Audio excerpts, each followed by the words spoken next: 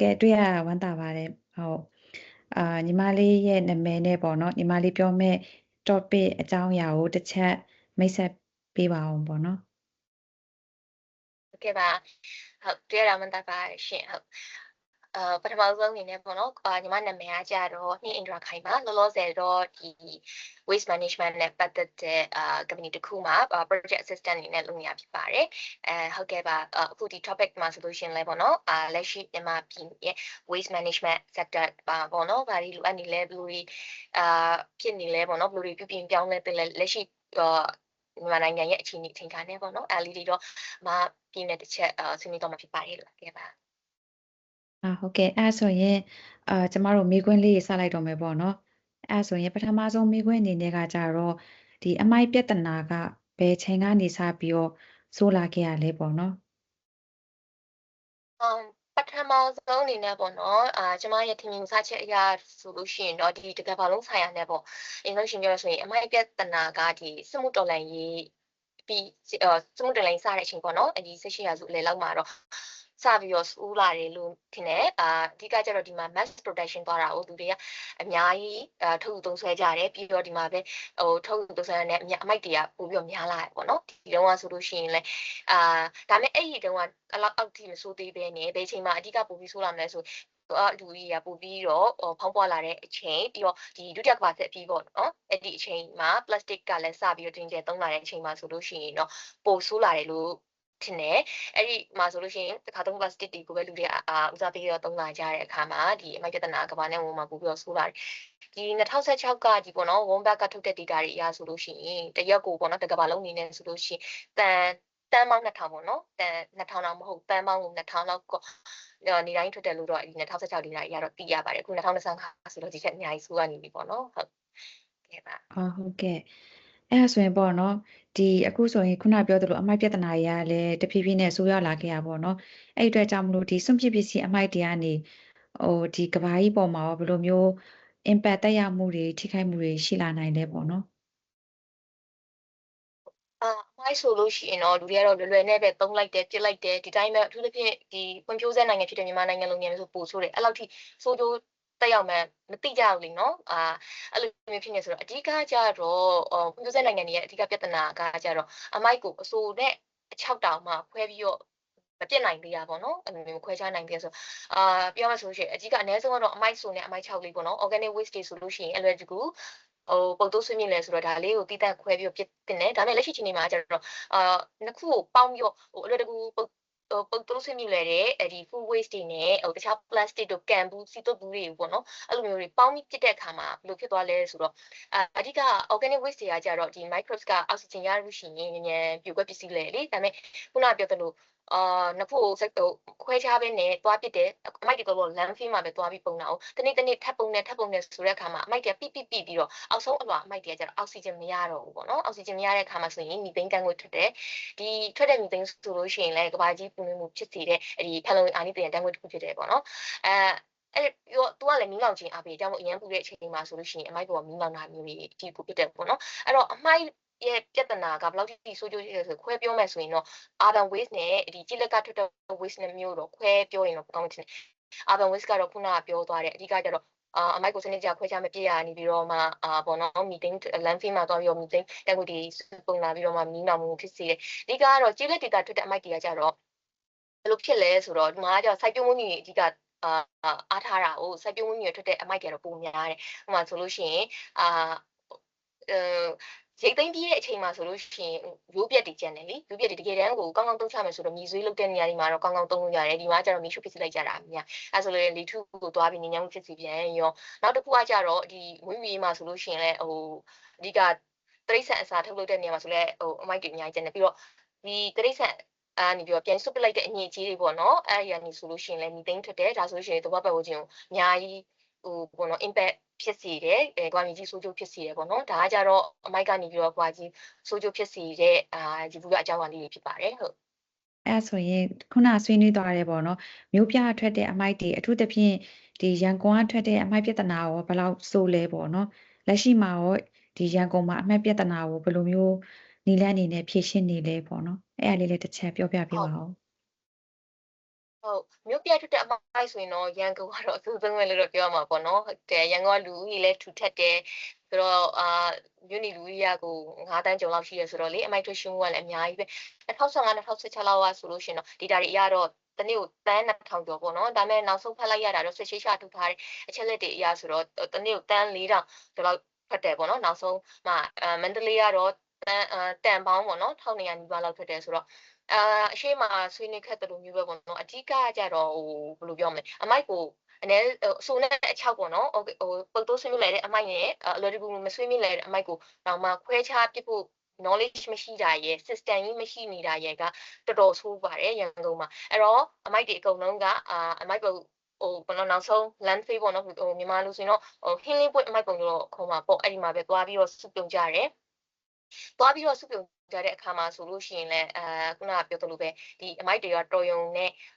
organic waste တွေကအောက်ဆီဂျင်မရတဲ့အခါမှာတော်ရုံပြိုကွဲမဖြစ်စည်းနိုင်တဲ့အခါမှာဆိုရင်မီသိန်းကထွက်လာတယ်။အဲဒါကြောင့်မလို့ဒီ2018ကဆိုလို့ရှိရင်ဒီထိန်ပင်မိုက်ပုံမီးလောင်တဲ့ဆိုတဲ့ဟာကြီးကတော်တော်ပေါ့နော်အထင်ရှားဖြစ်သွားခဲ့တယ်။တစ်ပတ်လောက်တော်တော်ရှိမှထင်တယ်ငြိမ်းယူရတာလေ2021ကလည်းတစ်ခါထပ်လောင်နေပေါ့နော်။ပြီးတော့အမိုက်ပုံကနေပြီးတော့နောက်တစ်ခုကလိချိတ်ပေါ့နော်လိချိတ်ဆိုတဲ့အရေးထွက်တဲ့အဲ့ဒီအမိုက်ကနေပြီးတော့မှအဲ့ဒီအရေးကလည်းအရန် toxic ဖြစ်တယ်ဒီမှာဆိုလို့ရှိရင်အမိုက်မှာဆိုရင် chemical နဲ့ပတ်သက်တဲ့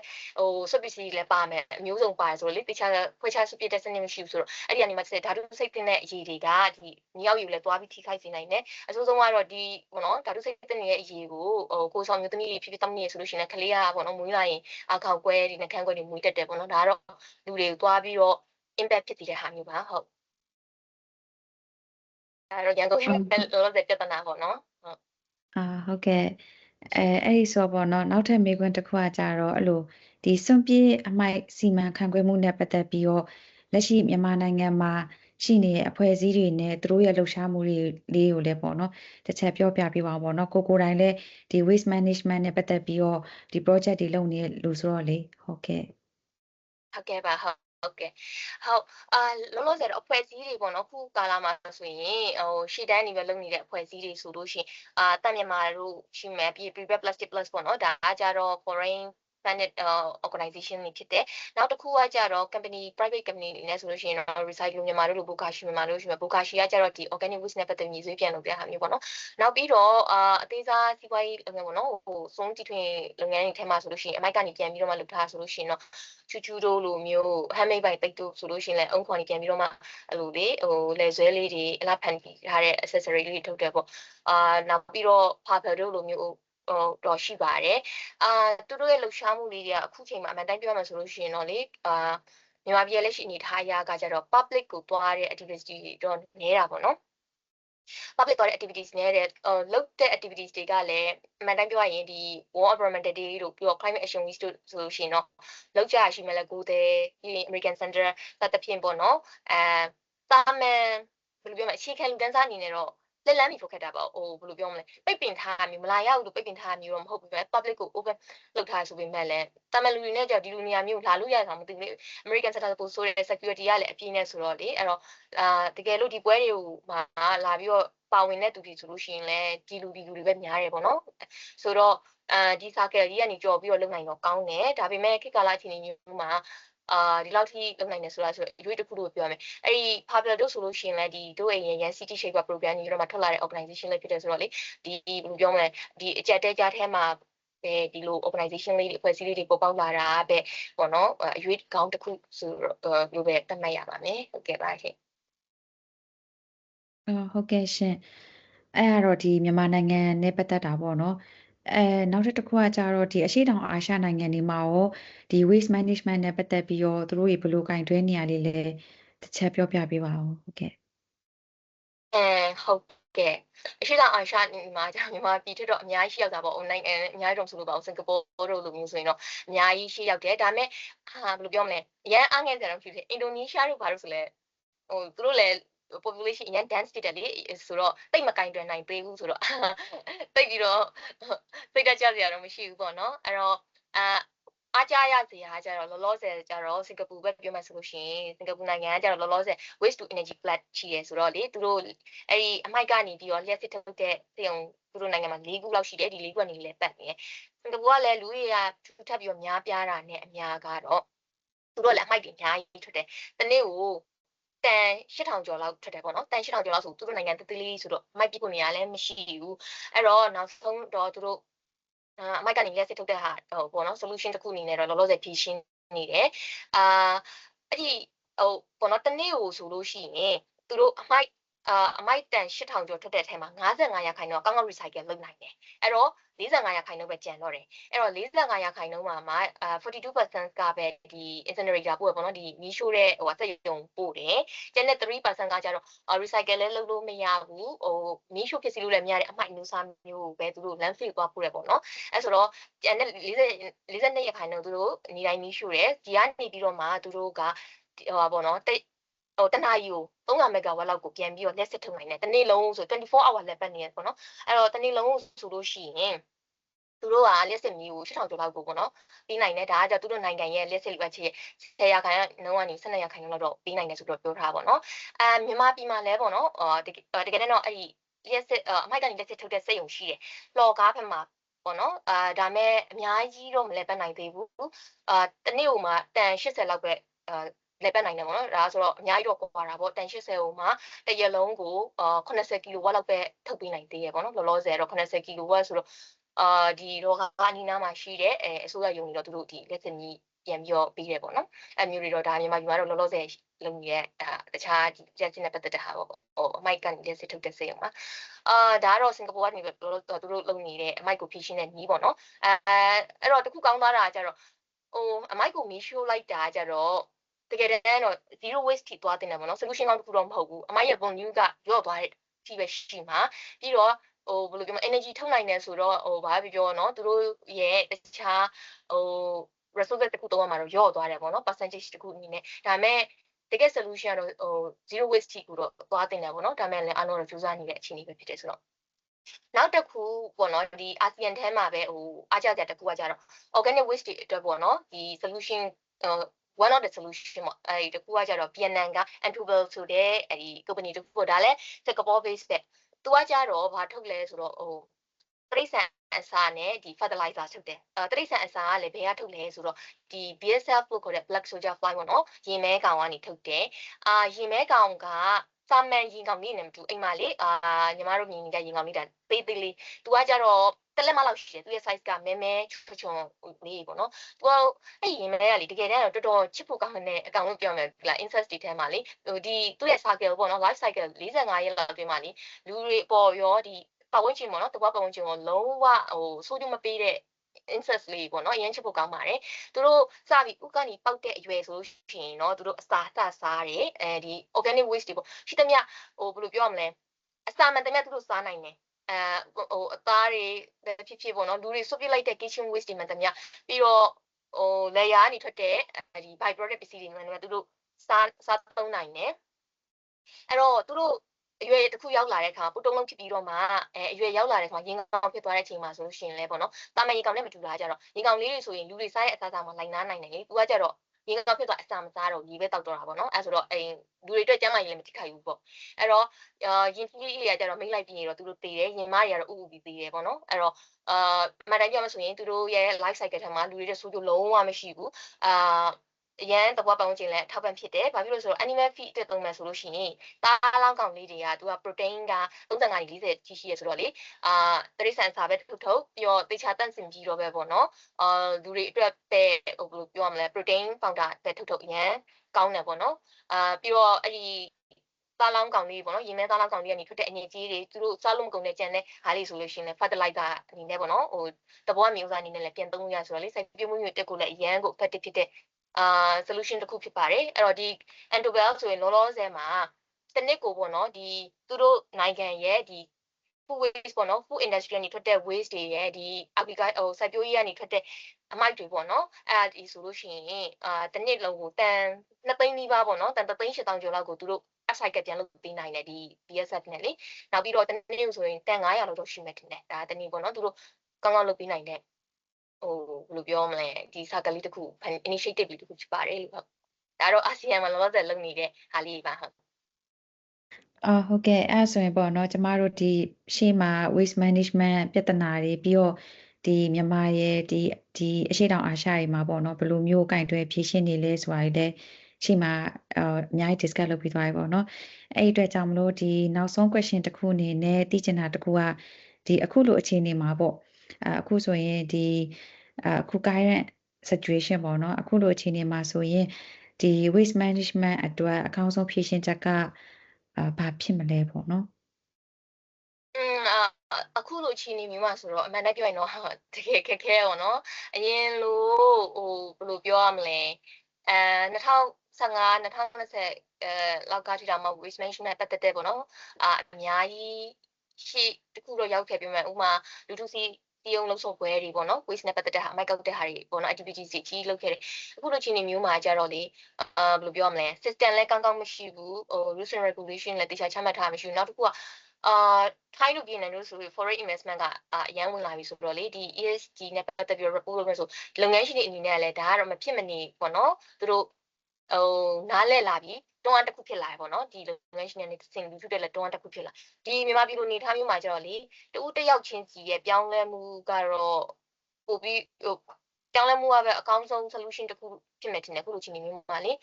တူတယောက်ချင်းစီကပဲတနိုင်တများ short သုံးမဖြစ်မနေလုပ်ရမယ်ဆိုလို့ရှိရင်တော့မှထားပါတော့တစ်ခါသုံးခွက်တွေပဲထားတစ်ခါသုံးခွက်လေးတွေကိုမဖြစ်မနေသုံးရမယ်ဆိုလို့ရှိရင်တော့မှဥပမာ plastic သုံးမဲ့အစားစက်ကူခွက်တို့စက်ကူဘူးတို့သုံးတာမျိုးပေါ့တက်နိုင်ကြတော့မသုံးတာကောင်းတယ်အဲ့ဒီစက်ကူဘူးတို့ဘာလို့သုံးမဲ့ဆိုလို့ရှိရင်တခုပေါ့နော်တတိထားတင်တဲ့ဟာကြတော့ laminated paper တွေဆိုလုံးဝမသုံးသင့်ပါဘူး laminated ဥပမာကိုယ့်ရဲ့အိမ်မှာအမိုက်တွေထွက်တယ်ပဲထားအမိုက်တွေထွက်လို့ဥပမာခါကြလို့ရှိရင်စက်ကူအမိုက်တွေဆိုလို့ရှိရင်တိတက်ထားပြီးတော့ပြန် get to တွေဆိုရင်ပြန်ရောင်းလို့ရမျိုးရှိတယ်လေအဲ့လိုမျိုးဆိုလို့ရှိရင်တစ်ချက်တိထားမှာ laminated paper ဆို laminated paper ကြောင့် magazine လို့ဘာလို့မှတွေ့ရတဲ့အသားမျိုးပေါ့နော် plastic တစ်ထက်ကုတ်တင်လောက်ထားအဓိကရေစုခံအောင်လို့ဘာလို့ပေါ့နော်မပြဲလွယ်အောင်လုပ်ထားတဲ့ဟာလေးဆိုတာ recycle လုပ်လို့မရဘူးပေါ့နော်အဲ့တော့ကိုယ့်ရဲ့လုပ်ငန်းမှာပဲဖြစ်ပါဖြစ်အဲ့လိုမျိုးလေးတစ်ခုခုထုတ်ဝေရမှာမျိုးရှိတယ်ဆိုလို့ရှိရင်တော့ laminated paper လေးတွေကိုတက်နိုင်များရှောင်ပြရတော့ကောင်းတယ်ပေါ့နော်ခုနဟာပြန်ဆက်ရမယ်ဆိုလို့ရှိရင်တကယ်လို့သုံးမယ်ဆိုရင်တော့မှဆွေးမြည်လဲတဲ့စကူတို့ဘာလို့သုံးလုံးဝမရဘူးအချိန်မပေးလို့ plastic ပတ်သက်ပြီးသုံးမယ်ဆိုလို့ရှိရင်တော့မှ plastic နဲ့ပတ်သက်ပြီးနည်းနည်းတိထားတင်တာကြတော့ plastic မျိုးစား9မျိုးလောက်ရှိတယ်အဲ့ဒီမှာမှ1 to 4 5လောက်ကပဲ recycle လုပ်နိုင်ပေါ့နော်အဲ့တော့ plastic သုံးမယ်ဆိုလဲ recycle လုပ်နိုင်တဲ့ plastic ကိုပဲသုံးပေါ့အဲ့တော့အကြီးကကျတော့ PET ဘူးတွေအဲ့ဒီဘူးတွေ plastic ခွက်တွေပေါ့နော်ဒီ container တွေပေါ့နော် lunch box တို့ဆိုမှလည်းအောက်မှာကြည့်လို့ရတယ်လေဘယ်ဟာကဘယ် plastic မျိုးစားလဲ recycle လုပ်လို့မရဆိုအဲ့တော့1 2 4 5ဆိုလို့ရှိရင်တော့ recycle လုပ်လို့ရတယ်ရွေးချယ်စရာမရှိရင်တော့ဒါမျိုးသုံးပေါ့နောက်တစ်ခု PET တို့ HCP LDP ပေါ့နော်အဲ့ဒါကျတော့ဟိုလေခေါင်းချိုရည်ဘူးတို့ပြီးလို့ရှိရင်ဟို lotion ဘူးတွေမှာသုံးတဲ့ plastic မျိုးစားလို့ပြောမှာပေါ့နော်အဲ့မျိုးတွေသုံးလို့ရ recycle လုပ်လို့ရတယ်လုံးဝမသုံးသင့်တာကျတော့ဖော်ဘူးမျိုးစားပေါ့နော်ဖော်ဘူးဆိုတာလေတကယ်တမ်းကဖော်ရတော့ plastic မျိုးစားတစ်မျိုးပဲဒါကကျတော့လုံးဝလည်း recycle လုပ်လို့မရဘူးကဘာမြေကြီးလည်းအရင်ဆိုးကျိုးပေးတဲ့လူတွေရဲ့ကျန်းမာရေးလည်းအရင်ထိခိုက်စေတယ်ပေါ့အနည်းဆုံးသူကသူ့ရဲ့တတန်ကလေ400 500နေပြီးတော့အများဆုံးပေါ့နော်1000ကျော်လောက်ရှာမှနေနိုင်တယ်ဆိုတော့လေဖြစ်နိုင်ရင်တော့ပေါ်ဘူးတွေကတော့လုံးဝကိုမသုံးသင့်ဘူးเนาะအဲ့တော့ခုလိုချင်းနေမျိုးဆိုလူတွေကတော့ဒီ waste management နဲ့ပတ်သက်တဲ့ knowledge လေးတော့အခြေခံ knowledge လေးပေါ့နော်အများကြီးမတောင်းတော့ဒါလေးတွေကတော့ရှိထားတင်တယ်ရှိထားပြီးတော့ဒါဆိုရင်ကိုယ့်ရဲ့အမိုက်ကိုဘယ်လိုဖြစ်ရှင်းမလဲဆိုတော့စနစ်တကျခွဲခြားလိုက်ပေါ့ဥပမာထားပါတော့ recycle လုပ်လို့ရတဲ့အမိုက်တွေဆိုအိမ်မှာတီးတန့်သိမ်းထားစက်ကူတို့ get to တို့ဆိုရင်ပြန်ရောင်းလို့ရတယ်လေဒါဆိုဝင်လဲတစ်ဖက်တစ်လမ်းဒါပေမဲ့အများကြီးရတာမျိုးတော့မဟုတ်ဘူးအလုပ်တော့ရှုံးမှာပေါ့ရန်ကုန်လူနေရာမျိုးမှာဆိုလို့ရှိရင်နေရာကလည်းတိုက်ခန်းနေရာလည်းကျင်းနေဆိုရင်ဒါတွေသိမ်းထားပြီးမှရောင်းမယ်ဆိုရင်တော့နေရာဒါမဲ့လည်းပေါ့နော်ဟိုအလေးချိန်ကောင်းလေးတစ်ခုပဲဖြစ်တဲ့ဆိုတော့ဒါလေးကတော့လုတ်တင်တယ်လို့ထင်တယ်ခုန plastic ဘူးခေါ်တွေစီတုပ်ဘူးတွေဆိုလို့ရှိရင်လည်းမပစ်ပဲနဲ့ကောက်ထားပြီးတော့မှရောင်းတာဖြစ်ဖြစ်မရောင်းရှင်းအောင်မှအဲ့လိုမျိုးလေး plastic တွေဘာတွေလိုက်သိမ်းတဲ့သူတွေရှိရလေသူတို့ပေးလိုက်ပေါ့နော်အဲ့လိုဆိုလို့ရှိရင်လည်းလေးချိန်ကောင်းတစ်ခုလို့ဖြစ်မဲ့လို့ယုံကြည်ပါတယ်တခုထပ်ဖြစ်ပြီးတော့လေပြောချင်တာရှိရလောလောဆယ်ရန်ကုန်မှာကလက်ရှိလေ waste management system က2020လောက်ကထင်တယ်အဲ့ဒီထိမင်းအမိုက်ပုံမီးလောင်ကြီးကတော့လေဖူကွာကမတ်တက်ကိုတုံးတယ်ဒါက landfill ဘယ်လိုမျိုးလဲဆိုတော့အမိုက်တွေအကုန်လုံးက landfill ရောက်သွားတယ်ရှေ့မှာပြောခဲ့တယ်လို့ပဲ landfill ကနေပြီးတော့ organic waste ရော inorganic waste ရောစုပုံရောပြစ်လိုက်တဲ့အခါမှာဆိုလို့ရှိရင်ပတ်ဝန်းကျင်အရင်ထိခိုက်စေတဲ့မီသိန်းထွက်တယ်ဆိုတော့လေအခုကဒီဂျပန်အစိုးရနဲ့ဒီ UN Habitat ကနေပြီးတော့အကူအညီနဲ့ပေါ့နော်ဒီ2020လောက်ကနေစပြီးသူတို့ project ဆောက်တယ်ဒါကကြတော့အမိုက်ကိုပူကွာကမတက်နဲ့သုံးပြစ်တာပေါ့နော်အမှန်တိုင်းက landfill ကိုသူတို့ manage လုပ်တဲ့ system ပဲဖြစ်တယ်တကယ်တမ်း impact က methane short ချနိုင်တဲ့လောက်ပဲရှိတာပေါ့နော်သူကဘယ်လိုလဲဆိုတော့ဒီပူကွာကမတက်ကအမိုက်ပုံကို pyramid ပုံစံလိုပွားပြီးတော့လေဒီအမိုက်ပုံမှာ pipe ပိုက်လိုင်းနေထောင်လိုက်တာပေါ့ဒီနှစ်ပေပတ်လက်ရှိတယ်ပေါ့နော်ပိုက်လုံးကြီးတွေကိုအမိုက်ပေါ်မှာထောင်ပြီးတော့ဒီပိုက်လုံးမှာလည်းဒီနှစ်လက်မလောက်ပေါ့နော်အပေါက်ကလေးတွေဖောက်လိုက်တယ်အဓိကကျတော့လေဝင်လေထွက်ကောင်ပေါ့အမိုက်ပုံရဲ့ဟိုးအောက်ဆုံးထိကိုဒီပိုက်လုံးလေးရနေစဉ်လေဝင်စီတယ်အဲ့ဆိုလို့ရှိရင် organic waste တွေကအောက်ဆီဂျင်ရပြီးတော့မြန်ပေါ့နော်ပြိုကွက်ပစ္စည်းလွယ်အောင်ဆိုပြီးတော့ပဲလို့အဲ့ဒါတကယ်တမ်းone of the solution ဆိုပေမဲ့